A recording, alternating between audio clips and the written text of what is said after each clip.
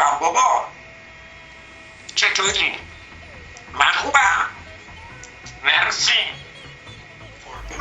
اینا خیلی باهوشن اما خیلی هم گرونن. من یه بار یه مرغ مینا قیمت کردم 2 سالش بود 7 تا کلمه بلد بود 12 میلیون تومن. من 2 سالم بود 7 تا کلمه میگفتم، خانواده بهم میگفتن زیاد حرف بزنی شب میذاریم دم در. آره خب ما قدیمی‌ها رو خانواده‌مون اصلا لوس نمی‌کرد. مثلا امروز صبح شنیدم وانتیو داد میزنه بدو سیب زمینی بدو سیب زمینی. رفتم بیرون بخرم دیدم همسایه‌مون داره با پسر توپلش ورزش میکنه، بهش میگه بدو سیب زمینی بدو سیب زمینی. تو خونه ما هوای بچه ها رو خیلی دارن و دموکراسی کامل برقراره. نظر منو همیشه میپرسن. مثلا وقتی میخوان فحش بدن نظر خودمو میپرسن، میگن میخوای بهت بگم نفهم، میخوای بهت بگم بیشور، میخوای بهت بگم احمق. این که چیزی نیست. طرف سگش گم شده بود، براش کل شهر اطلاعیه زده تا پیداش کنه.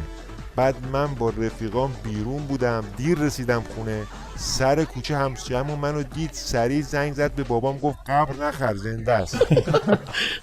منم مادرم به صورت پیش‌فرض یه حالت نگرانه، به این صورت که همیشه اول زنگ میزنه پزشک قانونی و بیمارستانا، اگر نبودم بعد تازه زنگ میزنه به موبایل. آقا منم بچه بودم بابام شیلنگ به دست دنبالم میکرد. آقا دنبالم میکرد بعد میگفت وایسا باهات کاری ندارم وایسا باهات کاری ندارم. آقا پس چی میخوای پدر من؟ میخوای ازم بنزین بکشی؟ آقا ما اگه کلا نخوایم کسی به ما محبت کنه باید کی رو ببینیم؟ دیروز داشتم با مادرم بحث میکردم، یهو پدرم اومد گفت اینو ولش کن، حیوان آزاری گناه داره، خوبیت نداره.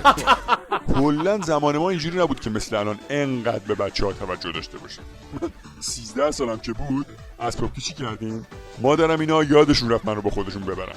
بعد از 2 روز بابام اومد دمپایاشو ببره، منم دید بعد با خودش برد.